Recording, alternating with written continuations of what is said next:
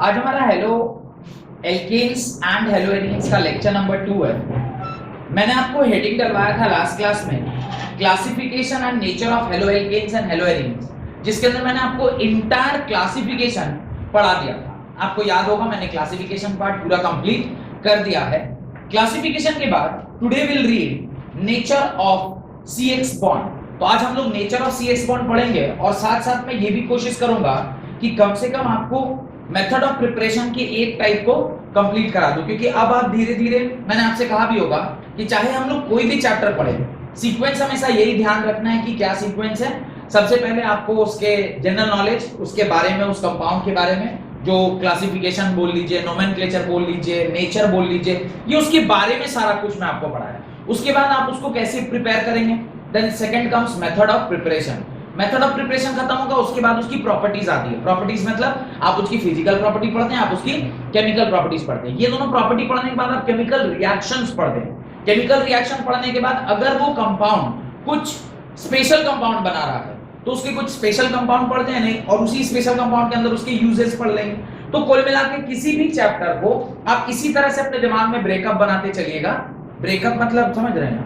हाँ सर। हाँ, एक तोड़ के नहीं, जो आप लोग कर ले रहे हैं आजकल, तोड़ के मतलब उसको स्मॉल स्मॉल पार्ट्स में, कि सबसे पहले मेरे को उसके कैरेक्टरिस्टिक्स के बारे में जानना है, फिर मेरे को उसका कैसे तैयार किया जाता है। अब तैयार करते वक्त आपको कई सारे नाम याद करने होंगे कि भाई ये फलाने साइंटिस्ट ने ये फलाना चीज डाल के इस फलाने चीज में, इस फलाने कंपाउंड में उसको कन्वर्ट किया।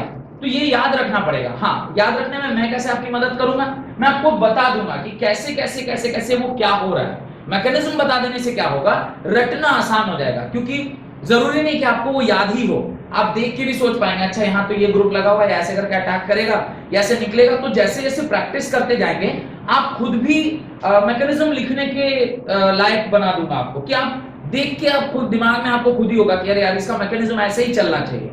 ये मैं आपको सिखा दूंगा कि कैसे मैकेनिज्म अपने से आप लिखने लग जाएंगे। मतलब एक तरीका है कि पूरा रट लो, एक तरीका है सीख लो, सीख के फिर थोड़ा थोड़ा ध्यान रखते जाओ और काम चल जाएगा। तो वो है। उसके बाद फिर आपको प्रॉपर्टीज याद रखनी होगी, physical properties and chemical properties. मैं समझा दूंगा, फिजिकल प्रॉपर्टीज याद नहीं रखना पड़ेगा, मैं समझा दूंगा कि उसकी सॉल्युबिलिटी क्यों हाई है, उसकी मेल्टिंग पॉइंट क्यों हाई है, उसकी बॉइलिंग पॉइंट क्यों हाई है, उसकी डेंसिटी क्यों हाई है या लो है, जो भी है, तो वो मैं आपको समझा दूंगा तो याद रखना आसान हो जाएगा। एंड देन उसके बाद आपने उसके केमिकल प्रॉपर्टीज या केमिकल रिएक्शंस के बारे में पढ़ेंगे, और लास्टली उसके यूजेस के बारे में हम लोग पढ़ेंगे। तो सारा चैप्टर, जैसे आपने हेलो एल्केन हेलो एरीन्स देखा, फिर अल्कोहल फिनॉल ईथर है, फिर एल्डिहाइड कीटोन कार्बोक्सिलिक एसिड है, फिर अमीन है, सारे चैप्टर में सीक्वेंस यही रहने वाला है। Got it? अच्छा, ये पहला काम। दूसरा काम, आप अपनी कॉपी के बिल्कुल लास्ट में जाइए, एकदम लास्ट में, और लास्ट में जाके करीब 10 पेज पहले, लाइक 10 पेजेस छोड़ दीजिए पीछे से। ऑर्गेनिक की जो आपने कॉपी बनाई है उसमें 10 पेज आप छोड़ दीजिए, 10 पेजेस, 1 2 3 4, ऐसा 1 2 3 4 ऐसे 10 पेज छोड़ दीजिए। इसको 1 पेज बोलते हैं, इसको 1 page 2 page 3 page 4 page 5 page, ऐसे करके आप 10 पेज अपनी कॉपी में पीछे से छोड़ दीजिए। वहां जिस जगह पे आप पहुंच रहे हैं वहां पर एक इस तरह का आप एक टेबल बनाएंगे, जो मैं अभी बना रहा हूं, इस तरह का टेबल आपको बनाना है। सबसे पहले आप वहां पे लिखेंगे रिएक्शन नेम। सबसे पहले आप क्या लिखेंगे? Reaction name. रिएक्शन नेम मतलब जो भी particular name of the reaction होगा उसका आप नाम लिखेंगे। सबसे पहले देख लीजिए, उसके बाद अपने हिसाब से बनाइएगा। सेकंड में आप लिखेंगे किस चैप्टर के अंदर और किस टॉपिक के अंदर वो पर्टिकुलर जो नेम रिएक्शन है वो आया है। ये आपको नहीं लिखना, मैं लिखवाऊंगा, आपको खाली टेबल को बनाते चलना है। उसके बाद उस पर्टिकुलर रिएक्शन में, उस रिएक्शन को आपने यहां पे लिखना है कि क्या रिएक्टेंट था, उसमें आपने क्या एजेंट डाला और उससे आपको क्या प्रोडक्ट मिला, ये आपको वहां पे लिखना है। और फिर लास्ट में ये डिस्क्रिप्शन है, डिस्क्रिप्शन लिखवाऊंगा, ये मैं स्वयं आपको लिखवाऊंगा, तो ये डिस्क्रिप्शन आपको लिखना होगा। बात समझ में आ रही है? हर लगभग by the end of the organic chemistry लगभग 60 के आसपास ये नंबर जाने वाला है। नेम रिएक्शन 1 2 3 4 ऐसे 60 नेम रिएक्शन के करीब आपके पास वो टोटल में जाने वाला है। एक दिन बैठ के करना संभव नहीं है, पर हर दिन जब मैं लिखवाऊंगा, मैं आपको समय दूंगा कि आप इसको पीछे मेंटेन कीजिए। मेरी आदत में है, जैसे नेम रिएक्शन आएगा मैं बोलूंगा पीछे अपडेट करिए। अपडेट करना मतलब उसी टाइम आपको पीछे जाना है और उसमें ये सारा कुछ आपको लिखना है। नेम रिएक्शन में बहुत ज्यादा जगह छोड़ने की आवश्यकता नहीं है, क्योंकि नेम रिएक्शन एक छोटा सा रिएक्शन होगा, जैसे Swarts reaction, sand-Myers reaction, Kolbe's electrolysis, ऐसे छोटे छोटे नाम होंगे, तो यहाँ ज्यादा जगह नहीं लगेगा। और लगेगा भी तो क्या है, आप तो ओपन एंडेड रखेंगे, यहाँ तो 1 लिखेंगे, जब तक 1 खत्म नहीं होगा तब तक 2 थोड़ी डालेंगे। तो ये बात हो गया। टॉपिक का नाम इसमें भी ठीक ठाक जगह छोड़िए। रिएक्शन में सबसे ज्यादा जगह जो आप छोड़ेंगे, जो मेरे में सबसे कम दिख रहा है पर आपको जो सबसे ज्यादा छोड़ना है वो क्या है, डिस्क्रिप्शन में, जहां पे आप लिखेंगे कि क्या हुआ, आपने किस चीज में क्या डाला तो क्या बना, इसके बारे में जहां लिखेंगे उसको थोड़ा बड़ा रखिएगा, क्योंकि वही आपको पढ़ना है। पढ़ के नहीं उतना नहीं, मतलब एक ही पेज में हो जाएगा। हाँ, एक ही पेज में हो जाएगा। तो नेम रिएक्शन, फिर टॉपिक। अच्छा, अरे टॉपिक लिखा, मान लीजिए आप लिखेंगे प्रिपरेशन ऑफ हेलो, नीचे तक जाएगा ना, कोई बात नहीं, नीचे जाने दीजिए, ज्यादा लंबा मत करिए, नीचे जाने दीजिए। मैं चाहता हूं कि ये आपके पास वो 10 पेज में बोल रहा हूं, 10 पेज 7-8 तक में कंप्लीट हो जाता है। तो वो क्या होगा ना, जब आप लास्ट में बिल्कुल जब आप फाइनल एग्जाम देने जा रहे होंगे, उस टाइम पे आपको अलग से फिर बनाने की जरूरत नहीं पड़ेगी, आपके पास एक हैंडी नोट्स पहले से बना हुआ होगा। ठीक है, ये तो एक चीज हो गया। फिर मैं भी एक ऐसा जो मेरा बनाया हुआ है वो भी मैं आपको प्रिंट आउट करके दे दूंगा, जो उसके अंदर किस तरह से आपको सारा वो लिखा हुआ है वो भी मैं आपको दे दूंगा। दोनों को कंबाइन करके पढ़िएगा, आपका एग्जाम का जो हेडेक है वो आसानी से पार हो जाएगा। ठीक है, तो ये करते रहना है। आज ही की क्लास में इसका शुभारंभ कर देंगे। तो हेडिंग डालें nature of CX bond. Nature of CX bond, वापस से अपने ओरिजिनल कंटेंट में जाइए जहां पे आप पढ़ रहे थे, वहां पे लिखिए nature of CX bond. Right, electronegativity of halogen, electronegativity of halogen, electronegativity of halogen atom is greater than that of carbon atom, is greater than that of carbon atom, is greater than that of carbon atom, is greater than that of carbon atom, due to which the electronegativity of halogen atom is greater than that of the carbon atom, due to which the shared pair of electron, the shared pair of electron in CX bond, the shared pair of electron in CX bond lies closer to the halogen atom, lies closer to the halogen atom। तो ये आपका CX bond है, this is your CX bond। मैंने ये बात आपसे अब कई बार बताया है मैंने आपको कि ये shared pair of electron जो है उसकी टेंडेंसी ज्यादातर किसके पास रहने की होती है, इसके पास, जिसकी वजह से इसके ऊपर डेल माइनस और इसके ऊपर कौन सा चार्ज डेवलप होता है, डेल प्लस चार्ज डेवलप होता है। ये अब ऐसी चीज है जिसको बहुत ज्यादा एक्सप्लेन करने की आवश्यकता नहीं है, अब आप लोग आसानी से ये सब चीजें समझ सकते हैं। Closer to the atom, as a result, full stop, as a result the halogen atom bears, as a result the halogen atom bears a partial negative charge, whereas the carbon atom bears a partial positive charge. As a result, the halogen atom bears a partial negative charge, whereas the carbon atom bears a partial positive charge. तो ये एक partial negative charge रखता है और ये एक partial positive charge रखता है, जो कि obvious है, दिख भी रहा है। ध्यान से अब समझने की बात ये है कि ये X क्या क्या हो सकता है। ये X हो सकता है फ्लोरीन, ये हो सकता है क्लोरीन, ये हो सकता है ब्रोमीन और ये हो सकता है आयोडीन। ध्यान से देखिएगा, ये हमारा carbon atom, this is the carbon atom, ये हमारा कार्बन एटम। अगर ये मेरा कार्बन एटम है और इस कार्बन एटम की मैं बॉन्डिंग करवा रहा हूं इन्हीं चारों के साथ, किन चारों के साथ, जिनका नाम मैंने अभी वहां लिखा है, तो आप जो हेलोजन होगा उसकी जो बॉन्डिंग होगी फ्लोरीन के केस में, फ्लोरीन और जो क्लोरीन है दे लाइन द सेम ग्रुप, एक ही ग्रुप के एलिमेंट है, तो उनके बीच में जो बॉन्डिंग होगी वो थोड़ी अच्छी बॉन्डिंग होगी। Why it is a good bonding, because इनका जो साइज है वो क्या है, ऑलमोस्ट कॉम्पेरेबल है। कॉम्पेरेबल साइज के बीच में जब कभी भी बॉन्डिंग होती है तो वो एक अच्छी बॉन्डिंग कहलाती है। फिर ये फ्लोरीन है। अगर मैं क्लोरीन की बात करूं तो क्लोरीन जो है वो फ्लोरीन से बड़ा होता है, और इवन ये जो कार्बन है इससे भी क्या होगा, वो रिलेटिवली थोड़ा सा बड़ा होगा। जैसे जैसे ये हैलोजन ग्रुप बड़ा होता जाएगा वैसे वैसे जो एक्सटेंट ऑफ ओवरलैपिंग है वो आप देखेंगे धीरे धीरे क्या होता जा रहा है, छोटा होता जा रहा है, धीरे धीरे क्या होता जा रहा है, कम होता जा रहा है। फिर इसके बाद जो आएगा वो आएगा ब्रोमीन। ब्रोमीन जो है वो इवन ग्रेटर देन या इवन लार्जर देन क्लोरीन होगा, और इसकी जो बॉन्डिंग होगी वो उससे भी ज्यादा कमजोर होगी जितना कि क्लोरीन का हुआ है। ये इससे भी कमजोर होगा, ये इससे भी ज्यादा कमजोर होगा। तो ये जो है ये क्या है, ये आपका ब्रोमीन के साथ इसका बॉन्डिंग है। This is the bonding with bromine, ये ब्रोमीन के साथ इसका बॉन्डिंग है। और फाइनली जब आप आयोडीन की बात करते हैं तो आयोडीन का जो बॉन्डिंग है ये थोड़ा सा इसके ऊपर ओवरलैप करेगा, और आप समझिएगा कि ये इस प्रकार से ये आयोडीन का बॉन्ड बन रहा है, और ये इस प्रकार से बनेगा, और एकदम जस्ट टच ही हो पाएगा ये आपस में एक दूसरे के। तो कहने का मेरा तात्पर्य ये है कि जब फ्लोरीन और कार्बन के बीच में बॉन्ड बन रहा है, फ्लोरीन और कार्बन के बीच में बॉन्ड बन रहा है, तो इनका बॉन्ड लेंथ यानी CF ये सबसे ज्यादा स्मॉलर होगा, ये सबसे कम होगा, और बॉन्ड स्ट्रेंथ इसका सबसे ज्यादा होगा। क्यों?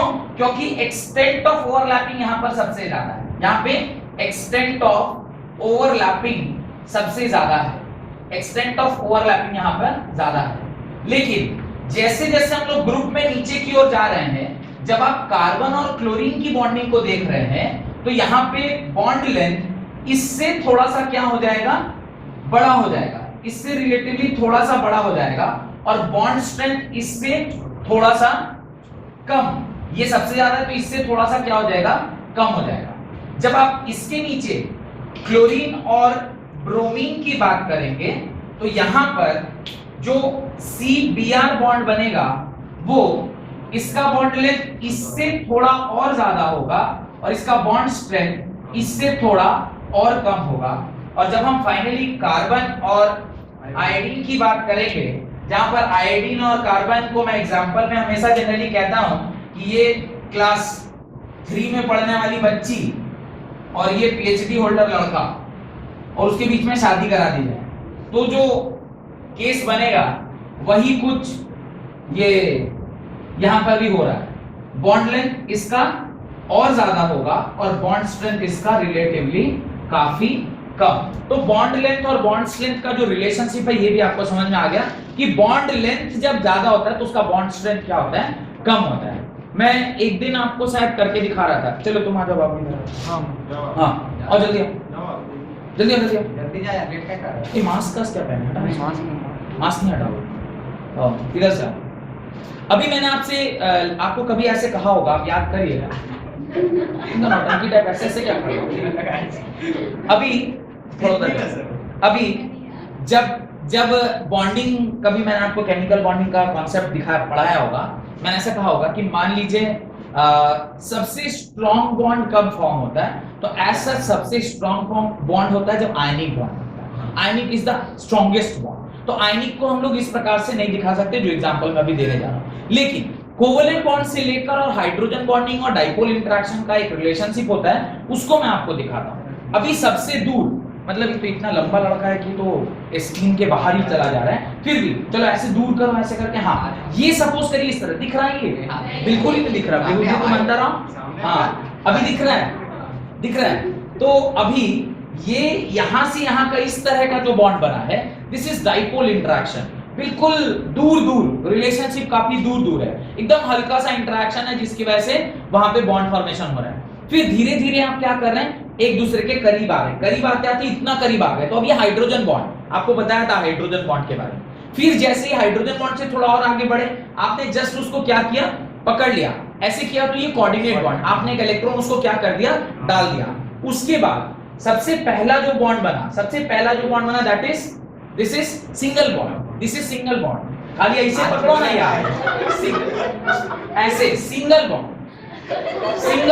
ये हमारा सिंगल बॉन्ड बना। फिर डबल बॉन्ड, फिर ट्रिपल बॉन्ड, ऐसे ट्रिपल बॉन्ड में बात समझ में आया कि परम बेहुदा लड़का है, इनको कुछ मालूम नहीं है। इससे अच्छा तो मेरी अंजलि है, उसके साथ तो मैं 10 बार ये काम कर चुका हूँ। पिछले बार भी अंजलि को किया, मैं बोला इस बार भी अंजलि को बुलाऊंगा तो बुरा मान जाएगी, इसलिए नहीं बुला। देख लो गाइस,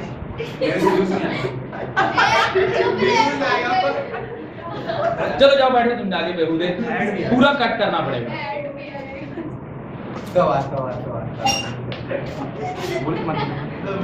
तो बॉन्ड लेंथ और बॉन्ड स्ट्रेंथ का जो रिलेशनशिप है ये आपको नहीं समझ में आया इस बेहुदे के चक्कर में। हाँ ये अंजलि बोल रही आ गया सर, मेरे को तो पहले आ गया, आपको इसलिए भी आ गया क्योंकि आप बार बार ये काम मेरे साथ कर चुके हैं, इसलिए आपको याद हो गया। बॉन्ड स्ट्रेंथ और बॉन्ड लेंथ में हमेशा इनवर्स रिलेशनशिप होता है। वो इसलिए क्योंकि अभी जो एग्जांपल मैंने दिया जहां पे हम लोग दोनों एक दूसरे का हाथ जो है वो काफी स्ट्रांगली होल्ड किए हुए थे, उस टाइम पे बॉन्ड लेंथ कम था लेकिन उसकी बॉन्ड स्ट्रेंथ ज्यादा थी। जैसे जैसे आप एक दूसरे से दूर जाते जा रहे हैं आपका बॉन्ड लेंथ बढ़ता जा रहा है और बॉन्ड स्ट्रेंथ घटता जा रहा है। ऑब्वियस ना, जब मैंने उसका पूरा हाथ ऐसे करके पकड़ा हुआ था उस टाइम पे इसको तोड़ना रिलेटिवली डिफिकल्ट जॉब था, लेकिन अभी एकदम दूर दूर में है और तब तोड़ना रिलेटिवली बहुत आसान काम है।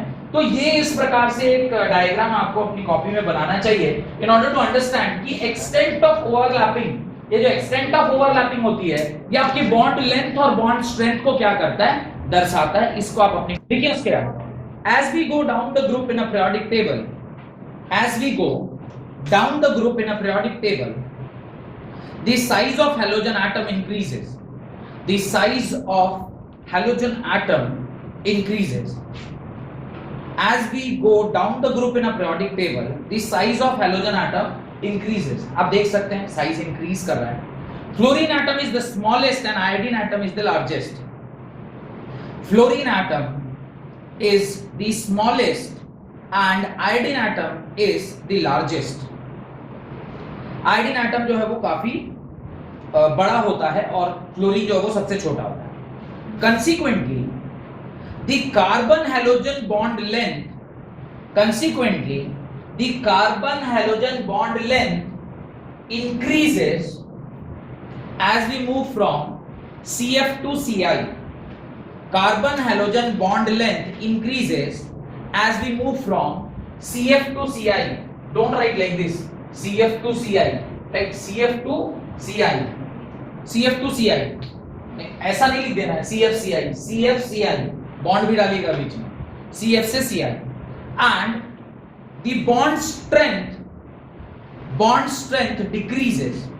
Bond strength decreases. तो जैसे जैसे आप ऊपर की ओर जा रहे हैं आपका बॉन्ड स्ट्रेंथ बढ़ेगा और बॉन्ड लेंथ डिक्रीज होगा। यहीं से एक लाइन हम लोग कंक्लूड कर रहे हैं कि बॉन्ड स्ट्रेंथ और बॉन्ड लेंथ जो है वो इनवर्सली प्रोपोर्शनल होता है। तो उसके नीचे लिख लीजिए therefore the bond length and bond strength are inversely proportional to each other.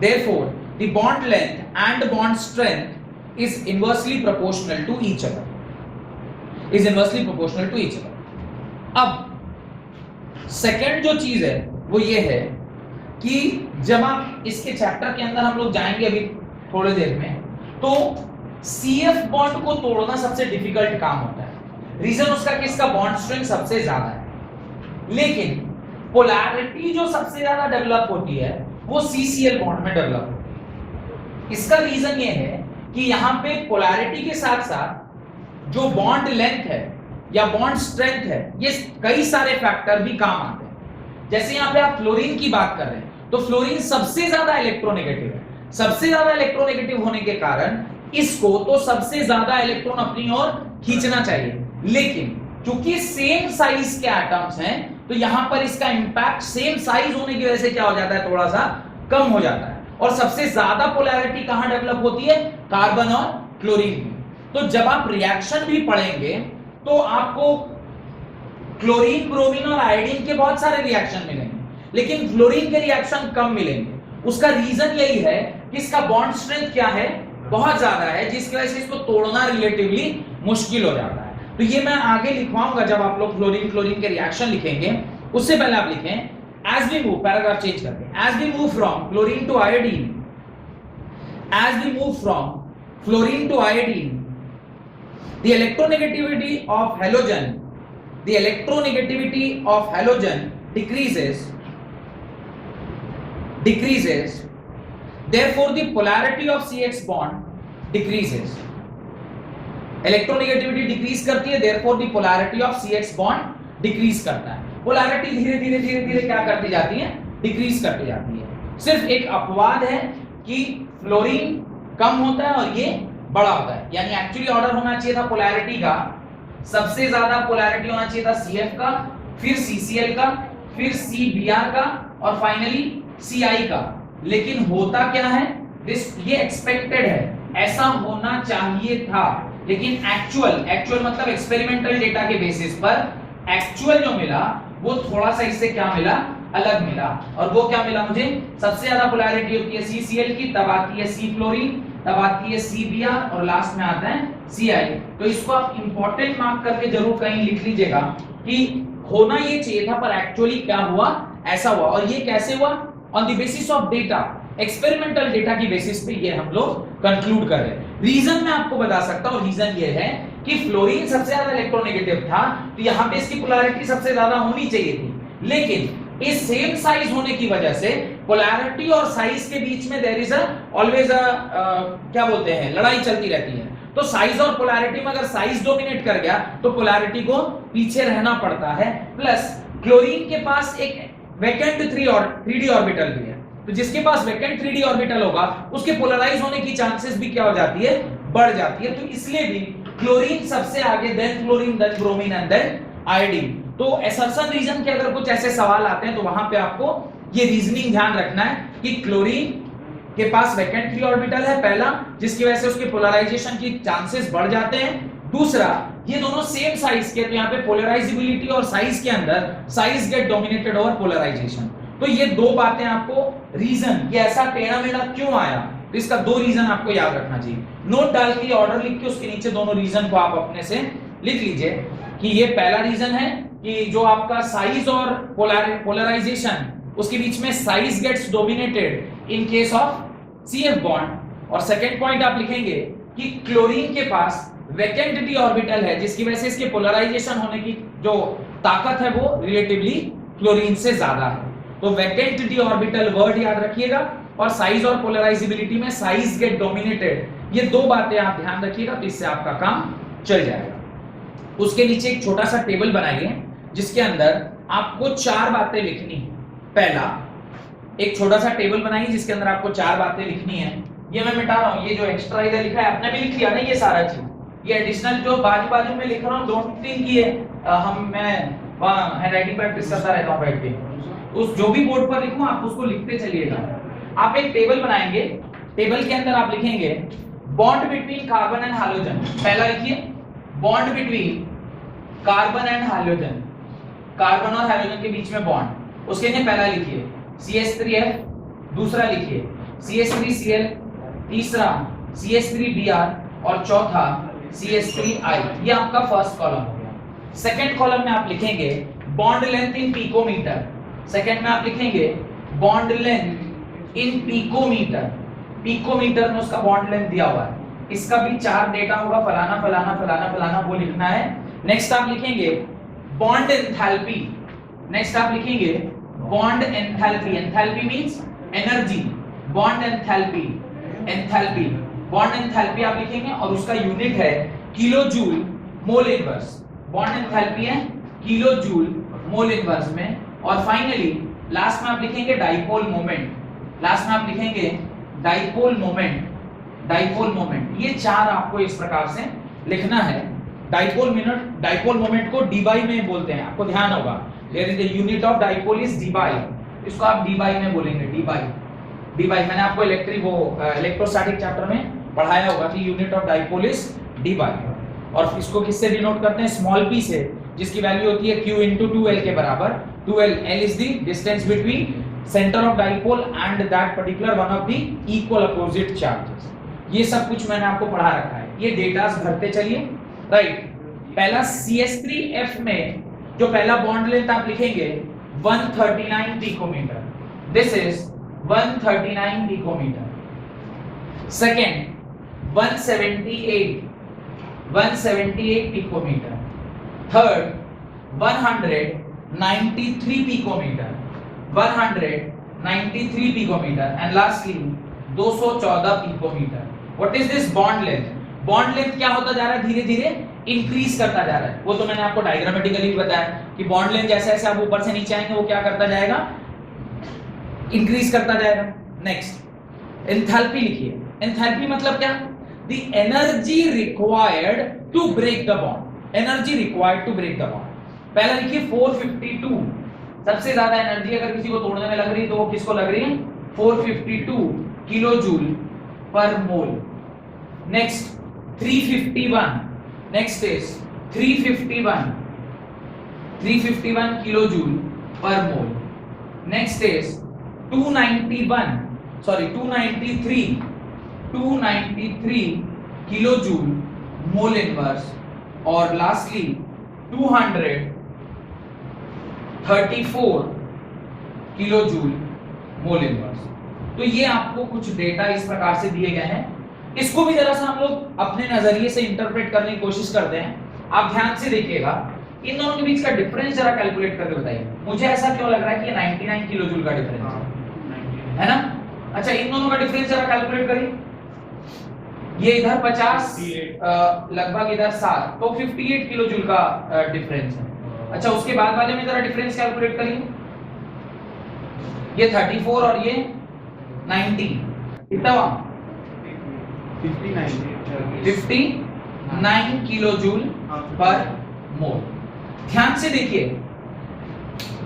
इस बॉन्ड और इस बॉन्ड को तोड़ने में जो एनर्जी डिफरेंस है, इसके बीच का एनर्जी डिफरेंस उतना ही है। यानी लगभग एक तरीके से ये एनर्जी डिफरेंस क्रिएट हुआ है। लेकिन यहां पर देखिए there is a huge, almost double का एनर्जी डिफरेंस है। इसका मतलब इस बॉन्ड को तोड़ना रिलेटिवली बहुत ज्यादा काम, मेहनत का काम है। यहाँ पे ज्यादा एनर्जी आपको देनी पड़ रही है, जो कि इसको या इसको तोड़ने में रिलेटिवली कम एनर्जी हमें देनी पड़ रही है। यही बात मैं भी थोड़ी देर पहले आपको समझा रहा था कि जब आप फ्लोरीन का कोई कंपाउंड बनाइएगा तो रिलेटिवली वहां पे आपको क्या करना पड़ेगा? ज्यादा एनर्जी देना पड़ेगा, या ज्यादा टेम्परेचर देना पड़ेगा, या कैटलिस्ट डालना होगा। लेकिन जब आप क्लोरीन, ब्रोमीन, आयोडीन के कोई कंपाउंड बनाएंगे तो वहां पे रिलेटिवली आपको बहुत कम एनर्जी देने से काम चल जाएगा। अगर इसको आप स्टीम के प्रेजेंस में रिएक्ट कराइएगा तो इसको हो सकता है सिर्फ हॉट वाटर यानी 100 डिग्री सेल्सियस पे करना होगा। इसको हो सकता है कि 100 डिग्री सेल्सियस पे ना रख के आप 80 डिग्री सेल्सियस पे कर ले, और ये हो सकता है कोल्ड वाटर पर ही रिएक्ट कर जाए या नॉर्मल वाटर पर ही रिएक्ट कर जाए। अभी जो मैं बोल रहा हूं समझ में आ रहा है? स्टीम मतलब more than 100 degree Celsius, 150-200 degree Celsius पे। Boiling water means 100 degree Celsius. ये हो सकता है 80 या 75 डिग्री सेल्सियस हो जाए, और ये नॉर्मल वाटर पे भी 27 डिग्री सेल्सियस पे भी रिएक्ट कर जाएगा। क्यों? रीजन रिएक्शन का, क्योंकि इसका बॉन्ड तोड़ना सबसे आसान काम है, थोड़ी सी एनर्जी से टूट जाएगा। इसको तोड़ने के लिए आपको एक्सटर्नली तो जब हम लोग रिएक्शन पढ़ रहे होंगे तो वहां पे अगर हीट, टेम्परेचर, तो अब मेरे को लॉजिक अगर पता है, मेरे को याद रखना आसान हो जाएगा कि क्यों यहाँ पे ज्यादा टेम्परेचर था और क्यों यहाँ पे कम टेम्परेचर लग रहा है। ये लॉजिक मेरे पास क्रिएट होना जरूरी है। सिंपली रटना 373 डिग्री सेल्सियस लेके 370, ये रटने से अच्छा है कि मैं उसको लॉजिकली सोच लूं कि क्यों ऐसा हो रहा है। नेक्स्ट, डाइपोल मोमेंट का वैल्यू लिखिए 1.847। This is 1.847, this is 1.860, this is 1.830 and last वाला is 1.636। आप देख पा रहे होंगे इसमें जो सबसे बड़ी वैल्यू कौन सी है? सबसे बड़ी वैल्यू किसकी है? 1.86। ठीक है, slightly greater than this, but ये बड़ी तो है। और बड़ी होने का कारण क्या बताया आपको? ऑलरेडी 2 रीजन मैंने लिखवा दिया है कि क्यों इसका डाइपोल मोमेंट यानी polarity, polarization power relatively fluorine से ज्यादा क्यों है। इवन इफ कि फ्लोरीन जो है वो बहुत ज्यादा इलेक्ट्रोनेगेटिव एलिमेंट है, फिर भी chlorine is having a more polarization power than fluorine. Got it? यहां तक कोई दिक्कत? चलिए नेक्स्ट देखिए। ये सब हमने किसके बारे में पढ़ा? ये सब हमने पढ़ा हेलो एल्केन्स के बारे में। ये जितनी भी कहानी मैंने आज की क्लास में आपको पढ़ाई है, this was all about haloalkanes. तो पता नहीं मैंने शायद लिखवाया है कि नहीं लिखवाया है। नेचर ऑफ CH बॉन्ड के नीचे एक सब हेडिंग डालना चाहिए था, हेलो एल्केन्स। तो ये हेलो एल्केन्स के बारे में आप पढ़ रहे थे। अब आप दूसरा हेडिंग लिखना चाहिए आपको, नेचर ऑफ CH बॉन्ड, और अब किसके बारे में पढ़ेंगे? हेलो एरीन्स के बारे में। तो लिखिए nature of CX bond, this time we'll read about haloarenes. तो अब हेलो एरीन्स के बारे में हम लोग पढ़ते हैं। अब देखते हैं हेलो एरीन्स के बारे में जानकारी हासिल करते हैं। तो ये मेरे ख्याल से आपको समझ में आ गया होगा, मैं इसे पूरा मिटा रहा हूं। और CX या CF हो कि CCl हो कि CBr हो कि CI हो, इनके बीच का जो बॉन्ड है वो सिंगल बॉन्ड होगा और इसकी हाइब्रिडाइजेशन जो होगी वो क्या होगी, sp3 होगी। ये मैंने लिखवाया नहीं है, ये अज्यूम करते हुए कि अब आप इतने बड़े हो गए हैं कि अब आपको ये समझ में आ जाएगा कि CH3F या CH3I या CH3Cl या CH3Br, इसमें जो कार्बन है वो कौन सा हाइब्रिडाइजेशन है, sp3 हाइब्रिडाइज्ड है। और sp3 हाइब्रिडाइज्ड है, इसका मतलब ही होता है कि वो कौन सा बॉन्ड बना रहा है, सिंगल बॉन्ड बना रहा है। ये आपको समझ में आ गया। लिखे in hello arenes sp2 hybridized carbon of benzene, in hello arenes sp2 hybridized carbon of benzene is bonded to the halogen, and CX bond is also polar in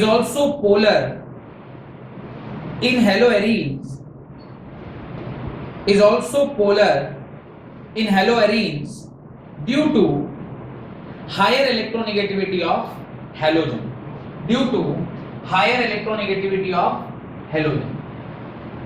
fluorine, chlorine, bromine and iodine. ये जो X है ये यहां पर भी del minus create करेगा और इस कार्बन के ऊपर ये कौन सा चार्ज पैदा करेगा, डेल प्लस चार्ज पैदा करेगा। रीजन अभी भी उसका वही है कि इनके बीच का जो शेयर्ड पेयर ऑफ इलेक्ट्रॉन है वो अभी भी किसके पास जाएगा, इसके पास जाएगा। और ये जो कार्बन है, this carbon is sp2 hybridized. ये कार्बन का नेचर क्या है, ये sp2 हाइब्रिडाइज्ड है। रीजन भी इसके पास से 3 सिग्मा और एक डबल बॉन्ड ऐसा आपको देखने को मिल रहा है। तो उसके नीचे ये फोटो आप डाल लीजिए, इसके नीचे ये फोटो आप बना लीजिए। ये बहुत ध्यान से समझिएगा क्योंकि पूरा का पूरा हेलो एरीन्स का जो रिएक्शन है वो इसी कॉन्सेप्ट के ऊपर चलने वाला है जो अभी मैं आपको बताऊंगा। तो रिएक्शन आपको सही से समझ में आए, इसलिए ये जो अभी मैं पढ़ाने वाला हूं ये आपको समझना बहुत जरूरी है कि क्या हो रहा है वहां पे। फुल स्टॉप देके लिखिए apart from this, paragraph change करके, या फोटो बनाया होगा तो उसके बाद ऑटोमेटिकली पैराग्राफ चेंज हो जाएगा। Apart from this, lone pair of electron of halogen atom, lone pair of electrons of halogen atom are involved in resonance with benzene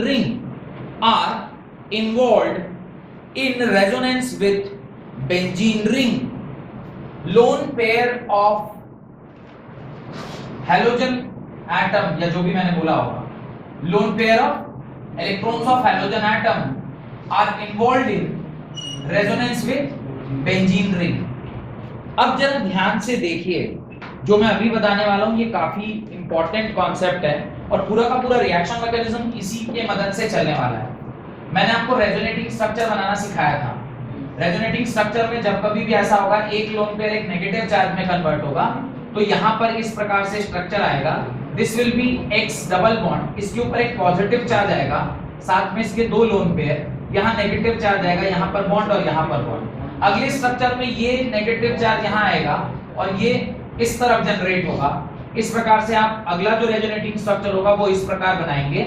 यहाँ पर दो X, यहाँ पे पॉजिटिव चार्ज, ये लोन पेयर, यहाँ पे अब यहाँ बॉन्ड बन गया होगा और यहाँ नेगेटिव चार्ज आएगा और यहाँ बॉन्ड बना होगा। अगला जो रेजोनेटिंग स्ट्रक्चर है वो क्या होगा, ये नेगेटिव चार्ज यहाँ आएगा, ये इसके ऊपर चढ़ेगा और ये इस प्रकार से अगला जो रेजोनेटिंग स्ट्रक्चर होगा वो भी ऐसा होगा कि इसके ऊपर X प्लस, यहाँ पे अभी दो लोन पेयर प्रेजेंट होंगे, यहाँ पर बॉन्ड बना होगा, यहाँ बॉन्ड बना होगा और इस बार यहाँ नेगेटिव, और ये नेगेटिव जब वापस से इधर आएगा तो वापस से ये क्या बन जाएगा, अपने ओरिजिनल स्ट्रक्चर को चला जाएगा जो कुछ इस प्रकार का होगा। और यहाँ पे वापस से आपको क्या मिलेगा, X मिलेगा, वापस से इसके लोन पेयर इसको वापस मिल जाएंगे और बॉन्ड का पोजीशन जो है वो स्लाइटली चेंज कर जाएगा। ये रेजोनेटिंग स्ट्रक्चर बनाना मैंने ऑलरेडी आपको सिखा रखा है कि रेजोनेटिंग स्ट्रक्चर कैसे बनाते हैं। अब पहले हम लोग इसके स्टेबिलिटी की बात करते हैं। तो अगर मैं इसे स्ट्रक्चर नंबर 1 मानूं इसे स्ट्रक्चर नंबर 2 मानो, इसे structure number 3, this is structure number 4 and this is structure number 5। तो मुझे बताइए कि सबसे ज्यादा स्टेबल स्ट्रक्चर क्या होगा? मैं बोलूंगा 1 is equal to 5 will be सबसे ज्यादा स्टेबल स्ट्रक्चर। ये ऑर्डर ऑफ स्टेबिलिटी है, ये ऑर्डर ऑफ स्टेबिलिटी है। तो सबसे ज्यादा stable structure 1 is equal to 5 होगा, बिकॉज ये नियम के हिसाब से आपको पता होना चाहिए कि neutral structure is always stable then the charge. वो चार्ज स्ट्रक्चर से न्यूट्रल स्ट्रक्चर स्टेबल होता है, पहली बात। दूसरी बात, अगर ये इलेक्ट्रोनेगेटिव एलिमेंट है और उसके ऊपर आप क्या डाल के रखे हुए हैं? पॉजिटिव चार्ज, तो ऐसे बेचारा अनस्टेबल होगा। तो अगर मैं बोलूं कि पांचों को अगर मैं 5 रेजोनेटिंग स्ट्रक्चर हैं, इसका परसेंटेज अगर मैं बोलूं तो कितना परसेंटेज होगा? एक को 20% मिलना चाहिए, 20%। यानी अगर सपोज करिए एक छोटा सा एग्जांपल है, 5 घंटा ये ऐसे एक से यहां पहुंचने में 5 घंटा लग रहा है, घंटा ज्यादा 5 मिनट लग रहा है, तो 1 मिनट ऐसा रहेगा, 1 मिनट ऐसा रहेगा, 1 मिनट ऐसा, 1 मिनट ऐसा, 1 मिनट ऐसा, ऐसा होना चाहिए। लेकिन ऐसा होता नहीं। जहां पर ये ज्यादा स्टेबल रहता है वहां ज्यादा देर तक रहता है। तो यहां हो सकता है ये 1.5 मिनट रहे, यहां 1.5 मिनट रहे, तो 3 मिनट ये इसमें खत्म कर देगा। मैं क्या बोल रहा हूं, समझ में आ रहा है? इसके रेजोनेटिंग स्ट्रक्चर 5 है, तो ऐसे देखा जाए 5 रेजोनेटिंग का मतलब हर स्ट्रक्चर में इक्वल टाइम डिवाइड देना चाहिए। सपोज 5 मिनट लग रहा है इसको पूरे एक स्ट्रक्चर से दूसरे स्ट्रक्चर में पहुंचने में, तो 1 मिनट यहां, 1 मिनट यहां, 1 मिनट यहां, ऐसे होना चाहिए। ऐसा होता नहीं है। क्या होता है? ये जहां ज्यादा देर रहता है जहां स्टेबल है। ऑब्वियसली ना, आप भी सोचिए कि ऐसे सोचिए, आप सब्जी लेने गए अपने मम्मी के साथ, तो मम्मी के साथ जब आप सब्जी लेने के लिए गए और एकदम चिलचिलाती धूप में 12 बजे के आसपास में, तो मम्मी सब्जी ले रही है, आप अपनी गाड़ी पर खड़े हैं, गाड़ी के पास खड़े, गाड़ी आप कहां लगाएंगे? धूप में कि पेड़ की छांव में? पेड़ की छांव में। क्यों? आपने खुद ही स्टेबिलिटी चेक कर लिया ना। मान लीजिए ऐसा हो गया कि बाइक का कहीं पेड़ दिख ही नहीं रहा, फिर मजबूरी है आपकी, तो आप वहां खड़े होंगे। फिर भी आप अगर बहुत ज्यादा दूरी पर पेड़ नहीं है, आगे दिख रहा, हाँ वहां तो पेड़ है, तो मम्मी को आप बोलेंगे मम्मी मैं आगे पेड़ के नीचे, तुम थोड़ा चल के आ जाना। ऐसे होता है नहीं होता है? This is the normal phenomena. क्यों? हम चाहते हैं मैं स्टेबल हूं, तो मैं वहीं पर ज्यादा देर रहूंगा जहां पर मुझे छांव मिलेगा, मुझे स्टेबिलिटी मिलेगी, और जहां पर अनस्टेबल है वहां मैं बहुत कम समय के लिए रहना चाहूंगा। एग्जैक्टली ऐसे मैंने कहा ना, जैसे हम लोग हैं वैसे केमिकल कंपाउंड्स भी हैं। ये भी वही कहेगा कि भाई मैं यहां ज्यादा स्टेबल हूं, तो मैं 5 मिनट में से 3 मिनट तो ये यहीं रह जाएगा। ठीक है, अब कितने रह गए? 2 मिनट और रह गए। अब उस 2 मिनट में इसको 3 जगह पर जाना है। अब ये क्या होगा? देखिए, मैंने एक और रूल बताया था कि पॉजिटिव और नेगेटिव जितने करीब होंगे वो स्ट्रक्चर उतना स्टेबल होगा। उस हिसाब से आप ये कह सकते हैं कि 2 इज इक्वल टू 4 भी होगा, और सबसे कम स्टेबल कौन होगा? 3 नंबर। तो अगर बचे हुए 2 मिनट में 3 भाग में डिवाइड करना है तो होना क्या चाहिए था? सबको बराबर मिलना चाहिए था, लेकिन ऐसा होगा नहीं। हो सकता है 1.5 मिनट और ये दोनों अपने पास रखे, और लास्ट का जो आधा मिनट है वो किसको दे? इसको दे दे। बात समझ में आ रही है? तो इस प्रकार से वो इतने जो सबसे लीस्ट स्टेबल है वहां पे रहने की उसकी संभावना क्या होती है? सबसे कम होती है। ये बात आपको समझ में आ गई? अब इस कॉन्सेप्ट को हम लोग रिएक्शन मैकेनिज्म में यूज करेंगे।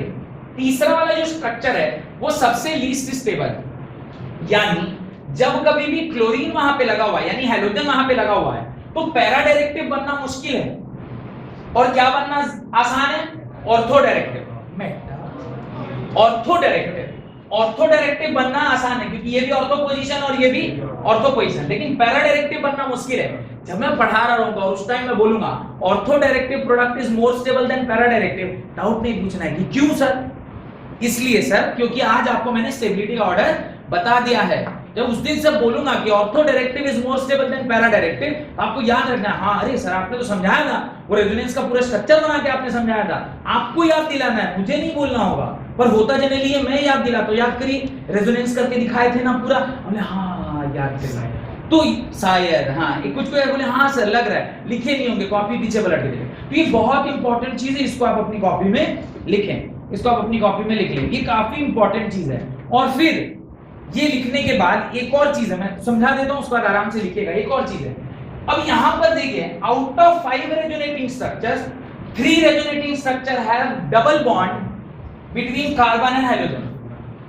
कार्बन और हाइड्रोजन के बीच में 3 स्ट्रक्चर हैं, यानी अगर 20% 20% 20% 20% 20% टोटल 100% होगा, आउट ऑफ 100% 60% है डबल बॉन्ड। यानी ओवरऑल अगर मैं देखूं तो यहां पर कार्बन और हाइड्रोजन के बीच में डबल बॉन्ड कैरेक्टर होगा या सिंगल बॉन्ड कैरेक्टर होगा?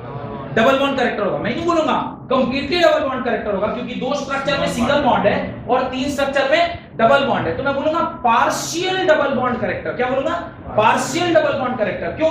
दिखाई दे रहा है क्लियरली, दिख रहा है ना, पार्शियल डबल बॉन्ड कैरेक्टर है। अब मुझे बताइए सिंगल बॉन्ड तोड़ना आसान है कि डबल बॉन्ड तोड़ना आसान है? सिंगल बॉन्ड तोड़ना आसान है, यानी यहां का बॉन्ड एंथैल्पी उससे ज्यादा होगा, यहां का बॉन्ड एंथैल्पी उससे ज्यादा होगा, क्योंकि यहां पे पार्शियल डबल बॉन्ड कैरेक्टर आ रहा है। पार्शियल डबल बॉन्ड कैरेक्टर मतलब उसको तोड़ने में आपको एनर्जी ज्यादा देनी पड़ेगी। तो अगर ऐसे कुछ रीजनिंग का सवाल आ जाए कि हेलो एल्केन्स में CX बॉन्ड को तोड़ने में ज्यादा एनर्जी लगेगी कि हेलो एरीन्स में CX बॉन्ड को तोड़ने में ज्यादा एनर्जी, का आंसर क्या होगा? हेलो एरीन्स में। क्यों? रीजन, क्योंकि यहां पर रेजोनेंस हो रहा है किसके बीच में? जो आपका हेलोजन है उसका लोन पेयर रेजोनेंस में जा रहा है और उसके रेजोनेंस की वजह से C और X के बीच में कौन सा कैरेक्टर डेवलप हो रहा है? Partial double bond character develop हो रहा है, जिसकी वजह से इसको तोड़ने में ज्यादा एनर्जी लगेगी। तो कई बार ऐसे क्वेश्चन आता है, justify why haloarenes have more bond energy, more bond enthalpy than haloalkanes. ऐसे क्वेश्चन पूछा जाता था बोर्ड में। तो अब तो इस बार से ऑब्जेक्टिव हो रहा है, तो आपको क्वेश्चन नहीं पूछेगा, आपको स्टेटमेंट दे देगा और नीचे उसका रीजन लिख देगा, आपको बोलेगा whether it is a correct explanation, whether it is not a correct explanation, true false, ऐसे 4 ऑप्शन सर रीजन में आता है, वो आपको करना होगा। इसको बनाइए और उसकी आंसर अपने को पता नहीं रहता है, लेकिन कोई पूछ देना तो बोला नहीं क्या रहना चाहिए सर, ये तो मैंने आपके दिमाग में हो रहा है कि सर हमको पता है। रात भर दुख लगा कि साला नाइन क्लास नहीं के साला मेरे को बोलो वही तो अपने आप अच्छा, ये सर 9 क्लास के सामने उसकी चाय पी गया वो एकदम सुंदर सुंदर लड़की लगती है। लड़की आप तो फिर क्या मैंने लड़कों के सामने तुम्हारा की जाएंगे इसलिए तुम रो रहे थे? हम लोग 9 क्लास में मत बैठ भाई हो जाएगा तो भारी होता है वही तो दो तीन बातें जो मैंने आपको बताई हैं वो आपको अभी क्लियर हो गया होगा कि पार्शियल डबल बॉन्ड कैरेक्टर क्यों होता है, और ortho derivative is why stable than para derivative, ये स्टेबिलिटी का ऑर्डर भी आपको क्लियर हो गया होगा। तीसरी एक बात जो और मुझे बतानी चाहिए यहाँ पे वो ये है कि CX बॉन्ड में जो पोलैरिटी है वो यहाँ पर डेल माइनस डेल प्लस बन रहा होगा। अगर इसकी पोलैरिटी के बारे में बात करें, किसकी पोलैरिटी के बारे में? जब आप हेलो एरीन्स की पोलैरिटी के बारे में बात करते हैं, यहाँ पर भी डेल माइनस डेल प्लस बन रहा है, लेकिन इसकी पोलैरिटी ज्यादा होगी इससे। क्यों? Question mark. मैं आपसे पूछना चाहता हूं कि क्यों CX of haloalkane has greater polarity than CX of haloarenes? Question mark, ये पूछ रहा हूं मैं आपसे। हाँ ठीक है, ठीक है, नेगेटिव है इसलिए। ये मैंने आपको एक रीजन दिया होगा जब मैं आपको बेसिक कॉन्सेप्ट पढ़ा रहा था। एक रीजन ये है, एक और रीजन है जो आप जस्टिफाई और एक तरीके से इसको कर सकते थे। एक तो नहीं, पाई बॉन्ड है तो इजीली कैसे ब्रेक हो, तो ज्यादा ताकत लगेगा ब्रेक करने में। ब्रेकिंग नहीं, मैं पोलैरिटी की बात कर रहा हूं। पोलैरिटी मींस किसके ऊपर डेल माइनस किसके ऊपर डेल प्लस ज्यादा है। तो एक जो आर्गुमेंट दिया नहीं दिया वो बहुत इंपॉर्टेंट आर्गुमेंट है कि sp3 हाइब्रिडाइजेशन है ऊपर वाले केस में, जिसमें s कैरेक्टर कितना है 25%। अगर आपका s कैरेक्टर 25% है तो इलेक्ट्रोनेगेटिविटी कम है। इलेक्ट्रोनेगेटिविटी अगर कम है तो आप इलेक्ट्रॉन को कम खींचेंगे तो वो ज्यादा खींचेगा। लेकिन सेकंड वाले केस में जब आप हेलो एरीन्स की बात कर रहे हैं, वहां पे जो कार्बन है वो कौन सा बॉन्ड है, वो कौन सा हाइब्रिडाइजेशन है? sp2 hybridization. sp2 हाइब्रिडाइजेशन में s कैरेक्टर कितना 33.33, जिसका से इसका s कैरेक्टर ज्यादा और s कैरेक्टर ज्यादा होगा तो इसकी इलेक्ट्रोनेगेटिविटी ज्यादा होगी। इलेक्ट्रोनेगेटिविटी ज्यादा होगी तो रिलेटिवली CH3x में जो कार्बन के खींचने की क्षमता होगी उससे ज्यादा इस कार्बन के खींचने की क्षमता होगी, तो रिलेटिवली पोलैरिटी यहां पे वीक होगा। पहला रीजन। सेकंड रीजन, यहां पर आप तीन स्ट्रक्चर ऐसा है जहां पर x के ऊपर कौन सा चार्ज आ रहा है? पॉजिटिव। होना चाहिए था x के ऊपर कौन सा चार्ज? नेगेटिव। लेकिन यहाँ पर तीन स्ट्रक्चर ऐसा है जहाँ पे x के ऊपर कौन सा चार्ज है? पॉजिटिव। इसी को मिलाकर ही ना आप इस तरह से इसका हाइब्रिड स्ट्रक्चर बनाते हैं। इस तीनों को, इन पांचों को मिला के ही ना आप इसका हाइब्रिड स्ट्रक्चर बनाइएगा, जो आप इस तरह से कुछ लिखिएगा, this is the hybrid structure.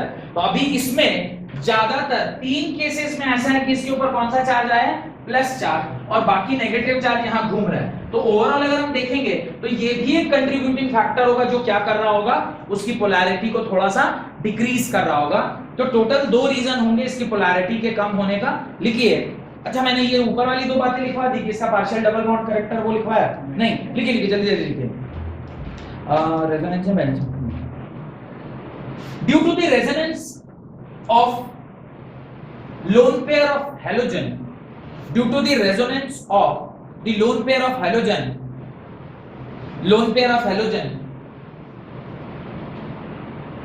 the CX bond acquires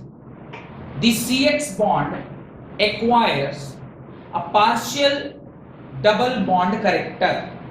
CX bond acquires a partial double bond character. Partial double bond character वहां पे बन रहा है. Explanation ऑलरेडी मैंने आपको दे रखा है. Partial double bond due to which the bond enthalpy is relatively higher. The bond enthalpy is relatively higher. Obviously भाई जिसका पार्शियल डबल बॉन्ड होगा तो वहां पे बॉन्ड स्ट्रेंथ ज्यादा होगा, और बॉन्ड स्ट्रेंथ ज्यादा होगा तो तोड़ने में जो एनर्जी लगेगी वो ज्यादा लगेगी, रिलेटिवली ज्यादा लगेगी. किसके रेस्पेक्ट में? आप जब हेलो एल्केन्स और हेलो एरीन्स को कंपेयर कर रहे होंगे तो हेलो एरीन्स में ज्यादा एनर्जी लगेगी और हेलो एल्केन्स में कम एनर्जी लगेगी. Full stop. नेक्स्ट पॉइंट लिखें.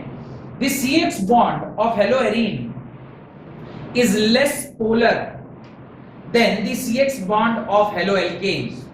The CX bond of haloarenes is less polar than CX bond of haloalkanes because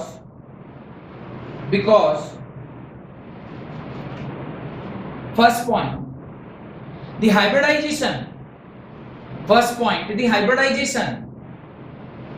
in case of CX bond of haloalkane, the hybridization of CX bond of haloalkane is sp3, in which S character is 25%. Haloalkane is sp3, X character is 25%. Whereas in haloarenes, due to sp2 hybridized carbon,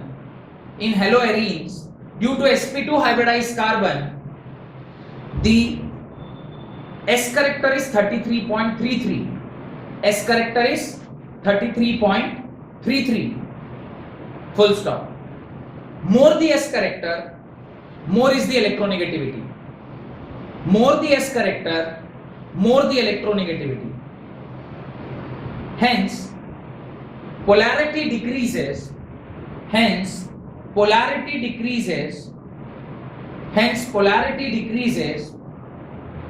when we compare haloarenes with haloalkane. Haloarenes को जब आप haloalkane के साथ compare कर रहे हैं तो उसकी पोलैरिटी रिलेटिवली क्या हो जाती है? घट जाती है. और ये एक्सपेरिमेंटल डेटा कुछ मैं यहां पर लिख रहा हूं जो आप लिख सकते हैं. इसकी पोलैरिटी होती है 1.6 point mu del plus del minus. Polarity is always given in terms of dipole moment. तो डाइपोल मोमेंट इसका कितना होता है? 1.69. वेयरएज अभी थोड़ी देर पहले मैंने आपको CCl के बीच का जो बताया था वो था 1.86 म्यू. ये आपका डाइपोल इंटरेक्शन है 1.86 म्यू. तो ये आपका डाइपोल मोमेंट जो है वो इस प्रकार से आपको दिखाई देता है. This is the dipole moment for CH3Cl and this is the dipole moment for this. ये बात आपको समझ में दोनों में? अच्छा ये डेल माइनस होगा और यहाँ पर ये भी डेल माइनस और ये डेल प्लस. तो आप देख सकते हैं इसका डाइपोल मोमेंट ज्यादा है, इसका डाइपोल मोमेंट कम है. सेकंड पॉइंट, ये एक्सपेरिमेंटल डेटा है तो ये तो ऐसे भी जस्टिफाई करने के लिए मोर देन सफिशिएंट है. Second point, in the resonating structure of haloarene,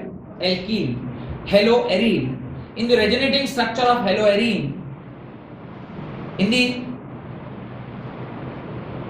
resonating structure of haloarene, the positive charge is present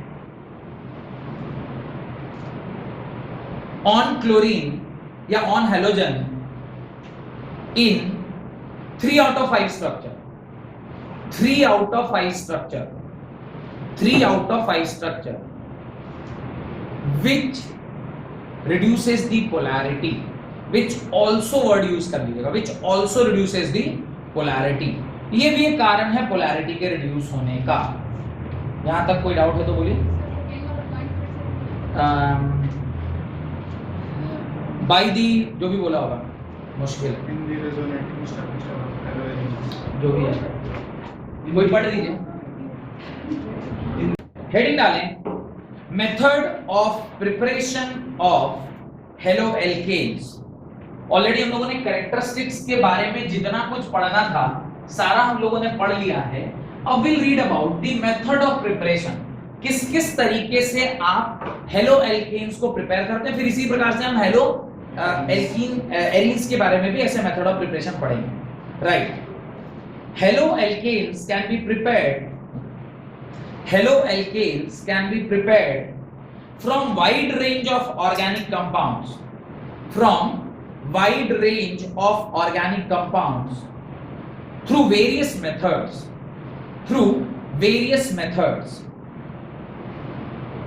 बहुत सारे मेथड से हम लोग कई सारे ऑर्गेनिक कंपाउंड के मदद से आप क्या बनाते हैं, आप ये हेलो एल्केन्स बनाते हैं। उसके अंदर पहला हेडिंग डालिए, सब heading preparation from alcohol, preparation from alcohol. तो एल्कोहल में एल्कोहल की मदद से कैसे आप प्रिपेयर करेंगे, उसके नीचे आप पहले सारे जो मेथड हैं वो लिख लीजिए, फिर एक एक करके उसको पढ़ेंगे।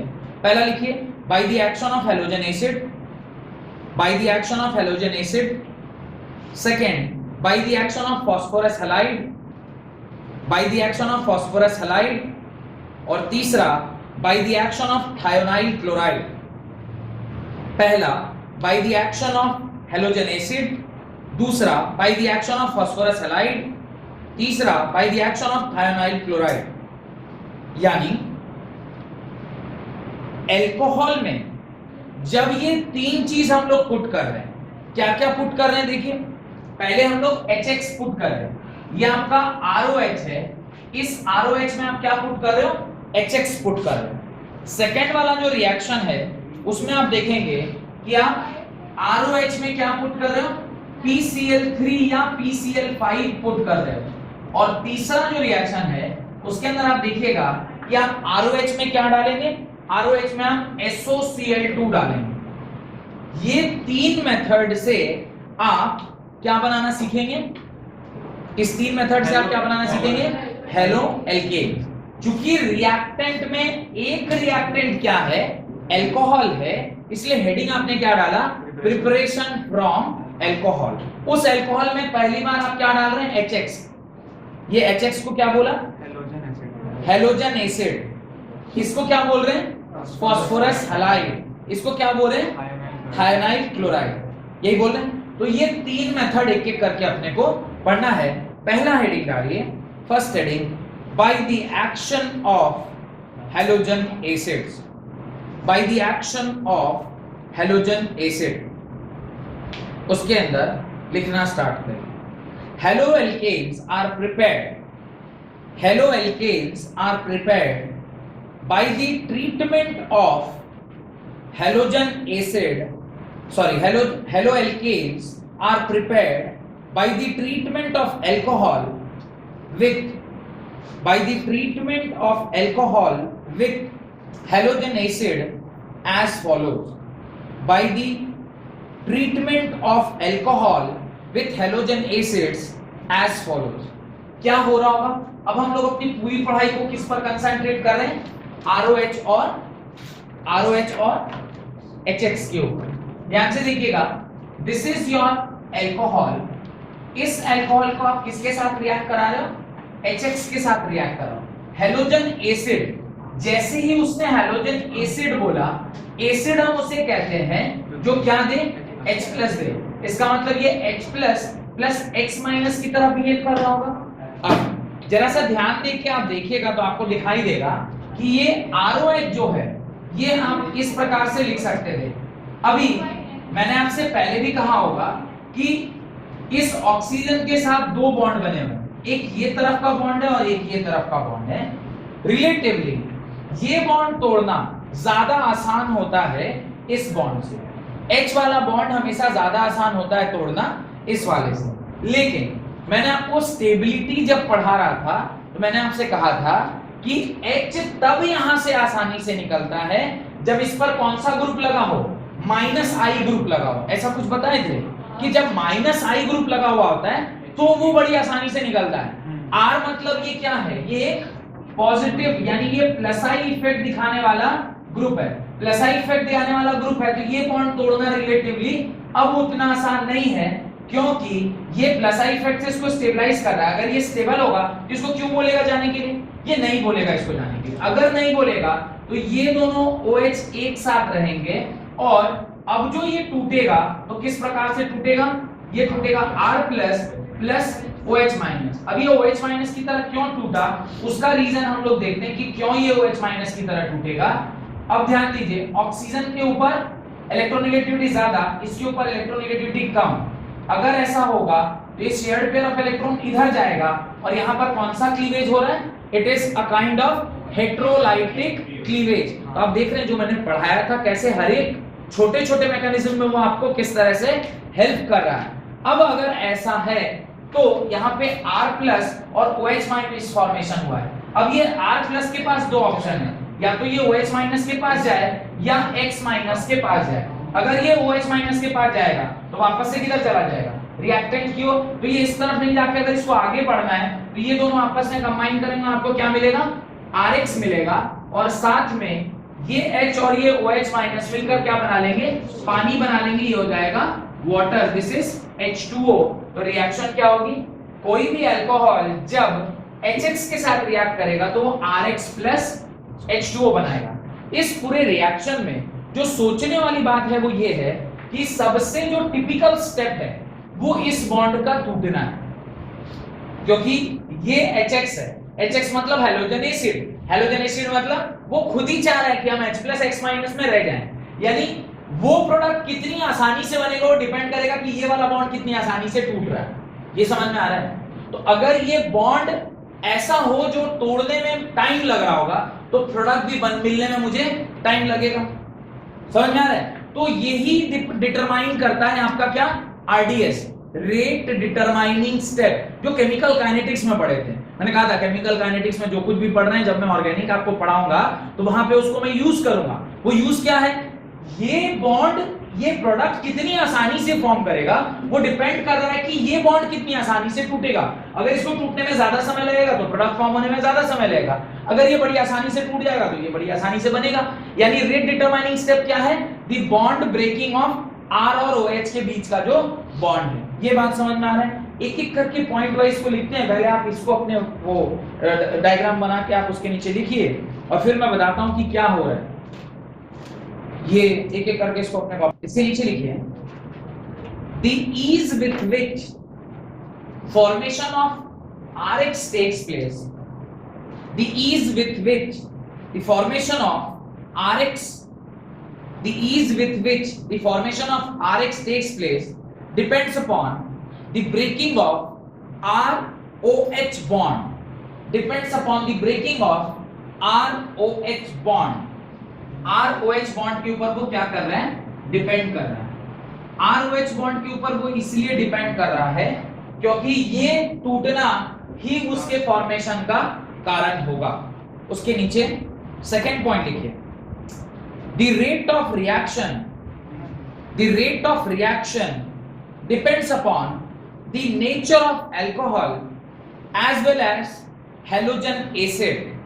The nature of reaction depends upon the nature of the rate of reaction depends upon the nature of alcohol as well as the acid। अभी देखिए जो सेकंड बात ये बोल गया ना, ये थोड़ा सा और एलाबोरेट करना होगा फर्दर एक्सप्लेनेशन के लिए। अब देखिए ये जो एसिड का फॉर्मेशन हुआ है ये किससे हुआ, H प्लस और X माइनस से हुआ। अब X यहाँ क्या क्या हो सकता था, X हो सकता था फ्लोरीन, X हो सकता था क्लोरीन, X हो सकता है ब्रोमीन और X हो सकता है आयोडीन। मैंने अभी थोड़ी देर पहले आपको समझाया था कि सबसे आसानी से H और X के बीच का बॉन्ड कब टूटेगा, जब वो सबसे वीक बॉन्ड होगा। वीक बॉन्ड वो कब बनाएगा, जब हाइड्रोजन आयोडीन के साथ फंसा हुआ होगा, मैंने बॉन्ड बनाया हुआ होगा, या हाइड्रोजन जब फ्लोरीन के साथ बॉन्ड बनाया होगा।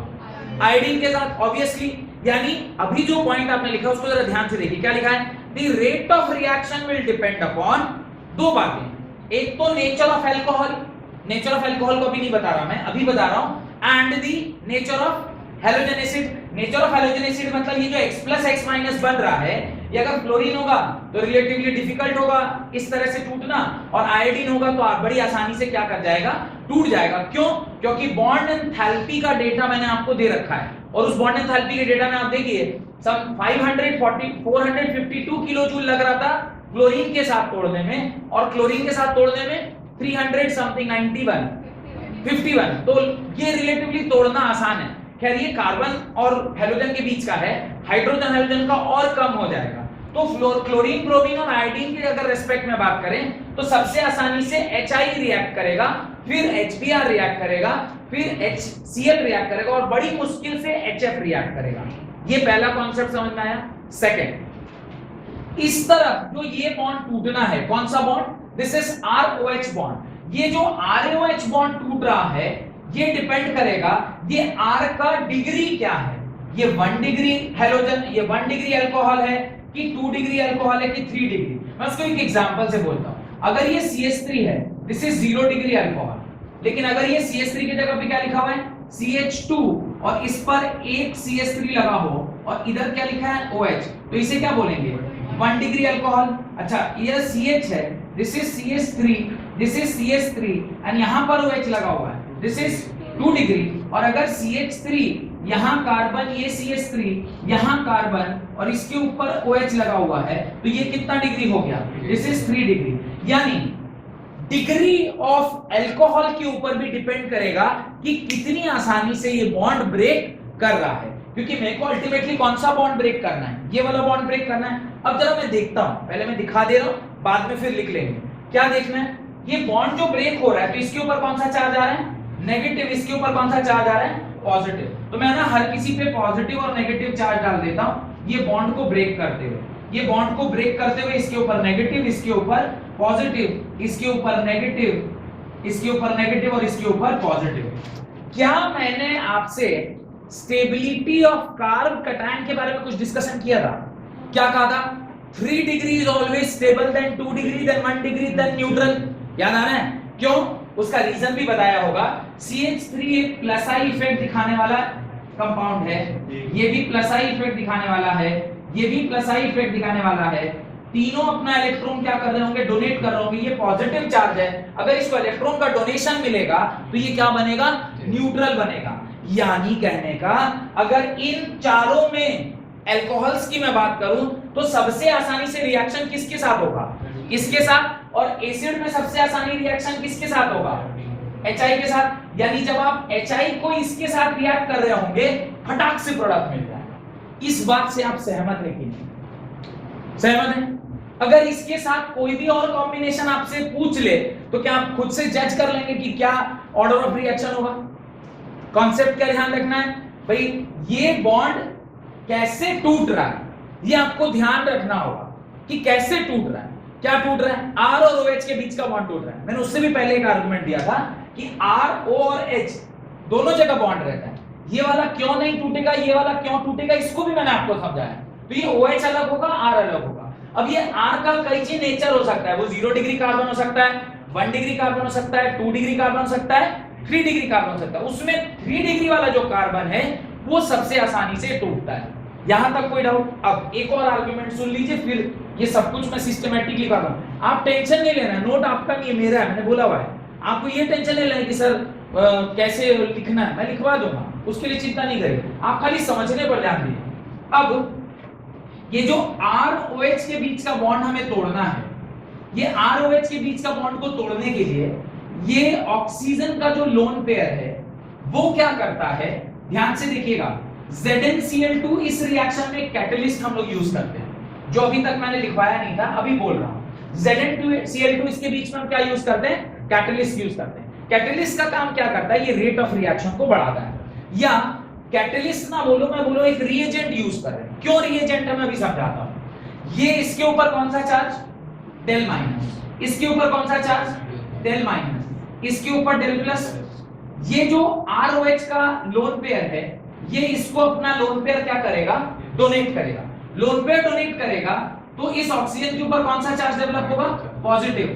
क्या ऑक्सीजन अपने ऊपर पॉजिटिव चार्ज रखना चाहेगा, नहीं, तो वो क्या बोलेगा, वो इसको बोलेगा कि भाई साहब हमारे बीच का जो एग्रीमेंट था वो अब समाप्त हुआ। अब आप ऐसा कीजिए, चूंकि मैंने अपना लोन पेयर इसको दे दिया, किसको, Zn को दे दिया है, आप मेरा जो शेयर्ड पेयर ऑफ इलेक्ट्रॉन था उसको आप क्या कीजिए, मेरे को वापस कीजिए। ये इसको क्या करेगा, वापस करेगा। जब ये वापस करेगा तो ये इसके ऊपर जो पॉजिटिव था वो अब किस में कन्वर्ट हो गया, न्यूट्रल में, और इसके ऊपर कौन सा चार्ज छोड़ जाएगा, R+। ये जो R+ का फॉर्मेशन हुआ है वो किसकी मदद से हुआ, अगर उसमें ZnCl2 हम नहीं डालते, अगर उसके अंदर मैं ZnCl2 नहीं डालता तो ये लोन पेयर इसको अटैक नहीं करता। अगर ये लोन पेयर इसको अटैक नहीं करता तो इस ऑक्सीजन के ऊपर पॉजिटिव चार्ज नहीं आता। अगर इस ऑक्सीजन के ऊपर पॉजिटिव चार्ज नहीं आता तो वो शेयर्ड पेयर ऑफ इलेक्ट्रॉन को अपनी तरफ नहीं खींचता, और अगर उसने शेयर्ड पेयर ऑफ इलेक्ट्रॉन अपनी ओर नहीं खींचना था तो इसके ऊपर पॉजिटिव चार्ज नहीं आता, और अगर इसके ऊपर पॉजिटिव चार्ज नहीं आता तो रिएक्शन आगे नहीं बढ़ती। तो इसलिए एक रिएजेंट ZnCl2 मेरे को बाहर से क्या करना पड़ गया, डालना पड़ गया, इन ऑर्डर कि C और O के बीच का बॉन्ड क्या हो जाए, टूट जाए। ये समझ में आ रहा है? इसी जो अभी मैं बता रहा हूं ना आपको, this is only known as reaction mechanism. इसी को हम क्या बोलते हैं, रिएक्शन मैकेनिज्म बोलते हैं। समझ में आया? मैं एक एक करके इस पॉइंट को लिखाता हूं। अभी आप लोगों ने 2 पॉइंट वहां पे लिखा हुआ है। पहला पॉइंट आपने लिखा होगा द ईज विथ विच ये हो रहा है, वो पहला पॉइंट। दूसरा पॉइंट ये नोट डाल के इसको उधर रख दीजिए। अभी वापस से एक पॉइंट लिखिए, मैंने पॉइंट वाइज 2-3 पॉइंट लिखना है मुझे, वो 2-3 पॉइंट आप लिखना स्टार्ट करिए। पहला वाला जो पॉइंट है वो हम लोग पढ़ेंगे कि क्लोरीन जब पड़ा रहता है यहाँ पे, ये अभी जो मैं बताऊंगा उसके अंदर यहाँ पे ये RH ये HX क्या होगा, क्लोरीन होगा, ये फर्स्ट पॉइंट। फिर हम लोग HX क्या करेंगे, Br डालेंगे, तो वो सेकंड पॉइंट, और फिर HX क्या होगा, HI होगा, वो थर्ड पॉइंट। ऐसे हम लोग 3 पॉइंट बनाएंगे। फिर आपके मन में डाउट आएगा, सर फ्लोरीन का, फ्लोरीन इस रिएक्शन में नहीं बॉन्ड तोड़ पाएगा। क्यों? क्योंकि बॉन्ड तोड़ने के लिए हम कोई एनर्जी तो नहीं डाल रहे हैं, हम क्या डाल रहे हैं, बॉन्ड तोड़ने के लिए हम वहां पे एक रिएजेंट डाल रहे हैं जो कि ROH का बॉन्ड तोड़ रहा है। इसके बॉन्ड को तोड़ने के लिए हम कोई एनर्जी बाहर से नहीं दे रहे। तो HF में चूंकि एक्स्ट्रा एनर्जी लगती है तो उसको फिर अलग से पढ़ेंगे कि HF वाला कंपाउंड कब बनता है। अभी पहला पॉइंट लिखिए, right, the reaction of primary and secondary alcohol, the reaction of primary and secondary, इसको क्या बोलते हैं, प्राइमरी, इसको क्या बोलते हैं, सेकेंडरी। प्राइमरी और सेकेंडरी कैसा होता है मैंने आपको बताया। The reaction of primary and secondary alcohol with halogen acid requires the presence of a catalyst ZnCl2, a catalyst ZnCl2 requires a presence of catalyst ZnCl2 which act as a Lewis acid and helps in the cleavage of CO bond and helps in the cleavage of CO bond and helps in the cleavage of CO bond। यहां तक कोई doubt? यही बात को आपको यहां से लिख लेना चाहिए, जो भी पॉइंट लिखे हैं उसके नीचे, कि ZnCl2 में ROH का लोन पेयर क्या करता है, अटैक करता है। अटैक करेगा तो इसके ऊपर कौन सा चार्ज आएगा, पॉजिटिव चार्ज आएगा। अगर ऑक्सीजन के ऊपर पॉजिटिव चार्ज आए तो हाईली अनस्टेबल, तो ये शेयर्ड पेयर ऑफ इलेक्ट्रॉन को क्या कर लेगा, अपने पास ले लेगा, और इसकी वजह से यहाँ पे क्या फॉर्मेशन होगा, R+ फॉर्मेशन। तो अभी जो पॉइंट आपने लिखा है वो यही लिखा है ना कि ZnCl2 एक कैटलिस्ट के फॉर्म में हम इसलिए डाल रहे हैं क्योंकि ZnCl2 जब ROH के साथ रिएक्ट करेगा तो ये वाला बॉन्ड क्या होगा, टूटेगा। तो CO बॉन्ड तोड़ने के लिए आपने क्या डाला, ZnCl2 डाला। पर कब जब आप प्राइमरी एंड सेकेंडरी अल्कोहल को देख रहे हैं, आप टर्शियरी अल्कोहल में नहीं। अभी आपने क्या लिखा, only for primary and secondary alcohol. Primary और सेकेंडरी अल्कोहल में आप ZnCl2 डालते हैं in order to complete the reaction. कोई दिक्कत? आगे लिखिए, क्लोरोएल्कीन, ये लिख लिया, ये डायग्राम बना लिया, उसके नीचे लिखिए, क्लोरोएल्केन्स are prepared by the action of hydrochloric acid. Chloroalkanes are prepared by the action of hydrochloric acid to the primary and secondary alcohol in the presence of anhydrous in the presence of hydrochloric acid to the primary and secondary alcohol in the presence of anhydrous zinc chloride. Anhydrous zinc chloride. This method is known as Grove's process. Chloroalkane are prepared by the action of hydrochloric acid to the primary and secondary alcohol in the presence of anhydrous zinc chloride. This method is known as Grove's process. This method is known as Grove's process. पीछे वाले page पर GROOVE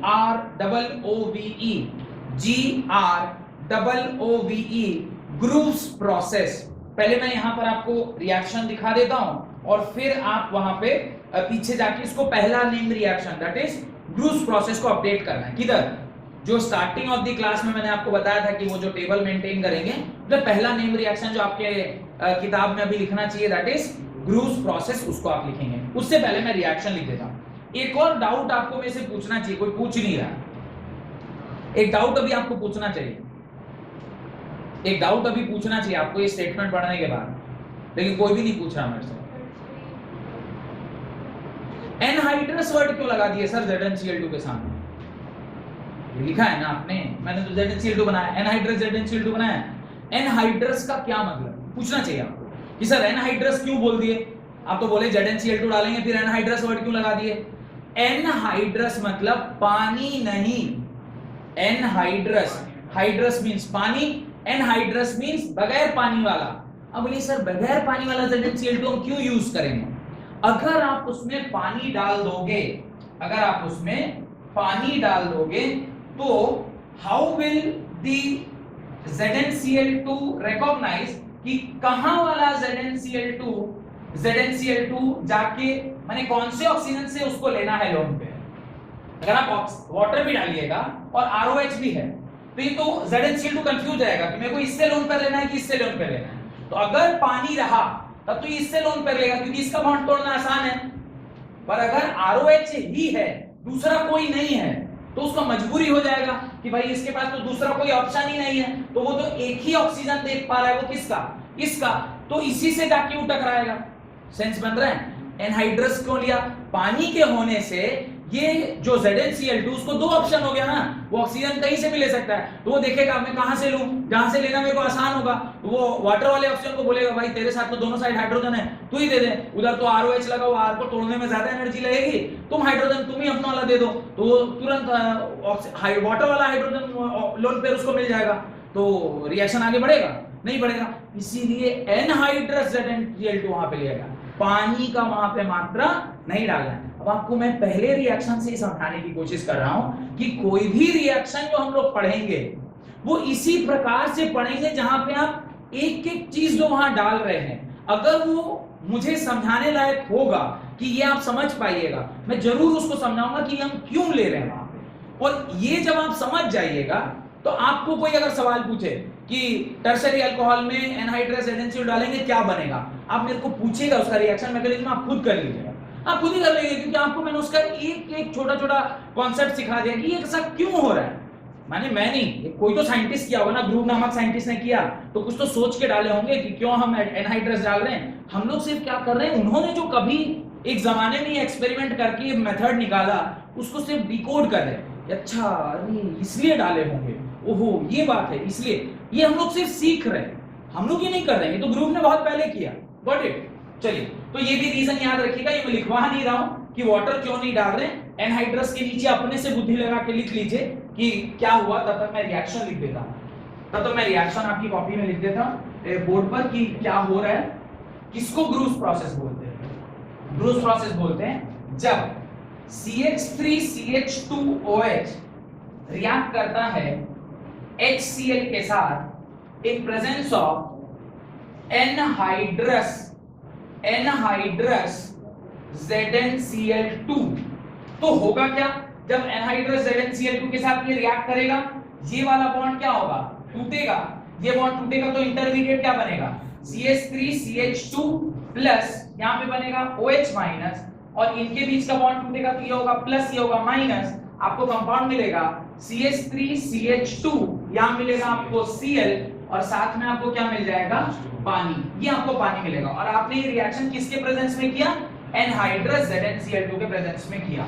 second, अगर CH3 carbon, यहाँ पर भी CH3, इधर hydrogen और साथ में यहाँ OH है, दिस इज प्राइमरी अल्कोहल। ये जो रिएक्शन हो रही है वो किसके प्रेजेंस में हो रही है, प्राइमरी अल्कोहल, और ये किसके प्रेजेंस में हो रही है, secondary alcohol. Primary and secondary alcohol के केस में जब आप क्लोरीन के साथ इसकी रिएक्शन कराते हैं तो यहाँ पे भी आपको क्या मिलता है, HCl मिलता है, और ये भी आप किसके प्रेजेंस में करा रहे हैं, एनहाइड्रस। एनहाइड्रस का मतलब मेरे ख्याल से आपको समझ में आ गया होगा, एनहाइड्रस ZnCl2, और यहाँ पर जो प्रोडक्ट मिलेगा वो क्या मिलेगा, CH3 CH, ऊपर CH3, यहाँ पर Cl plus water. Logically clear होना चाहिए कि कौन सा कंपाउंड किस तरीके से आपको मिल रहा है। कहां पर, यहां ऊपर लिख दिया, नीचे क्या, अरे यहाँ लिख दिया ना ऊपर, यहां लिखो, यहाँ बेहुदा हो रहा है, ठीक है।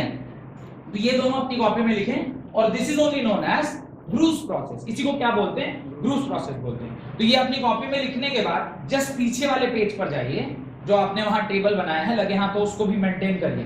पहला लिखिए name reaction that is gross process. Name reaction में लिखिए gross process, right, name reaction में ग्रूस प्रोसेस। उसके बाद सेकंड में आप लिखेंगे हेलो एल्केन्स। सेकंड में आप लिखेंगे चैप्टर या टॉपिक का नाम हेलो एल्केन, और उसके नीचे आप लिखेंगे मेथड ऑफ प्रिपरेशन।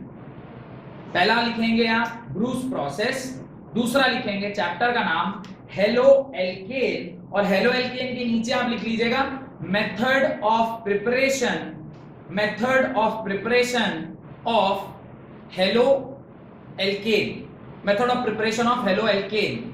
थर्ड में आप इस तरीके से ना लिखकर आप ऐसा लिखेंगे, देखिए इस तरीके से नहीं लिखिएगा, आप लिखिएगा ROH, यहां पे R कैसा होना चाहिए, आइदर प्राइमरी अल्कोहल, आइदर ये होना चाहिए प्राइमरी अल्कोहल, या फिर ये R कैसा होना चाहिए, सेकेंडरी अल्कोहल। इन दोनों में से कुछ भी होना चाहिए। इसकी रिएक्शन जब आप HCl गैस के साथ करते हैं in presence of what, in presence of anhydrous, in presence of anhydrous ZnCl2, तो आपको क्या मिलता है, RCl प्लस पानी मिलता है। ये आप थर्ड वाला जो कॉलम है उसके अंदर आप ये लिखेंगे, कौन सा कॉलम में, थर्ड कॉलम में। ये R क्या होना चाहिए, प्रॉपर्टी ऑफ R यहां पर दी गई है कि R क्या क्या हो सकता है, primary alcohol and secondary alcohol हो सकता है।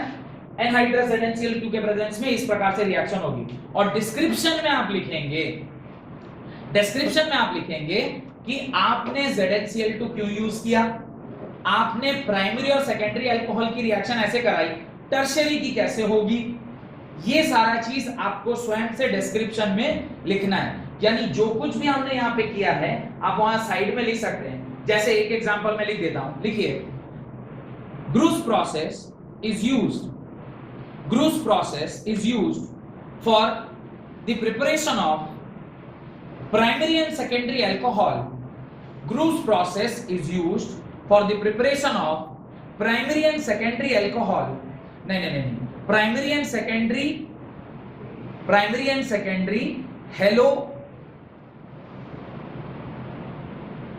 नहीं, हाँ hello alkane, primary and secondary hello alkane in presence of ZnCl2, in presence of ZnCl2, bracket में लिखिएगा लुईस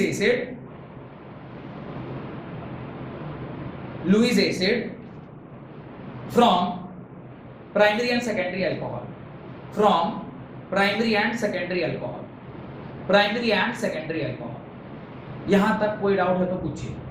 नहीं, इस प्रकार से आपको एक स्टेटमेंट के फॉर्म में जो रिएक्शन आपने लिखा है उसको आपको ध्यान रखना है।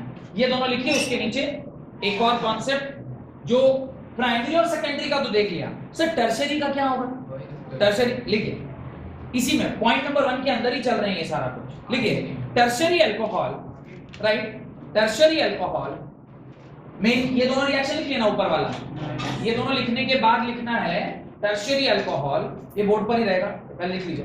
Tertiary alcohol are very reactive, tertiary alcohol are very reactive. Why tertiary alcohol is very reactive? मैं उसका रीजन आपको ऑलरेडी दे चुका हूं। टर्शियरी अल्कोहल इसलिए बहुत रिएक्टिव है क्योंकि ये CH3, ये CH3, ये CH3 और यहां पर OH है। ये बॉन्ड अगर टूटेगा तो इसके ऊपर कौन सा चार्ज? नेगेटिव, और इसके ऊपर कौन सा चार्ज? पॉजिटिव। ये मैंने ऑलरेडी आपको बताया हुआ है कि ये बहुत स्टेबल है। क्यों? क्योंकि इसके ऊपर तीन तरफ से कौन सा इफेक्ट लग रहा है? Plus I effect, plus I effect और प्लस आई इफेक्ट। इस पर्टिकुलर केस में आपको कोई एडिशनल चीज डालने की जरूरत नहीं है। रीजन बीइंग कि कोई भी बाहर से हम चीज तब डालते ना जब रिएक्शन खुद ब खुद नहीं हो रही। यहां तो ये कह रहा है कि भाई तुम जहां जाना है जाओ, हमको से कोई टेंशन नहीं है। क्यों? क्योंकि तुम्हारे जाने के बाद मैं बड़ी ज्यादा स्टेबल हो रहा हूं, मैं बहुत स्टेबल हो जाऊंगा। तो ये इस OH को क्या कर देगा? जाओ जाओ जाओ बाबू तुम निकलो, मेरे को कोई बहुत फर्क तुम्हारे रहने से पड़ने वाला नहीं है। तो ये सिंपली इसके साथ आप क्या डालोगे? HCl गैस डालोगे, और ये कब? डायरेक्टली रूम टेम्परेचर में, कोई एडिशनल एफर्ट देने की जरूरत नहीं है। सिंपली रूम टेम्परेचर में जब आप ये रिएक्शन को कराएंगे एट रूम टेम्परेचर, आपको क्या मिलेगा? CH3 यहां लग जाएगा क्लोरीन, और साथ में आपको क्या मिलेगा? पानी। ना ZnCl2 डालने की जरूरत, ना आपको कोई हीट देने की जरूरत, सिंपली ये रिएक्शन हो जाएगा। लिखिए, tertiary alcohols are very reactive and therefore their reaction are conducted by tertiary alcohols are very reactive and therefore their reaction are conducted by simply shaking the alcohol with concentrated HCl। simply shaking मतलब simple slight heat, देखा होगा blood वगैरह लेने के बाद आप देखेंगे test tube को ऐसे ऐसे हिला देते हैं थोड़ा। simply shaking the acid with concentrated HCl at room temperature, alcohol with concentrated HCl at room temperature, even in the absence of ZnCl2, even in the absence of ZnCl2, even in the absence of ZnCl2, got it? बिना ZnCl2 के reaction complete हो जाता है। इसके बाद आप point number 2 लिखिएगा, जहां पे आप किसकी रिएक्शन कराएंगे? HBr की। अभी क्लोरीन का सारा हो गया, HBr का यहां तक रखते हैं। बहुत बहुत धन्यवाद आज की क्लास अटेंड करने के लिए। अगले क्लास में हम इसे आगे पढ़ाई को पढ़ाएंगे। बहुत बहुत धन्यवाद।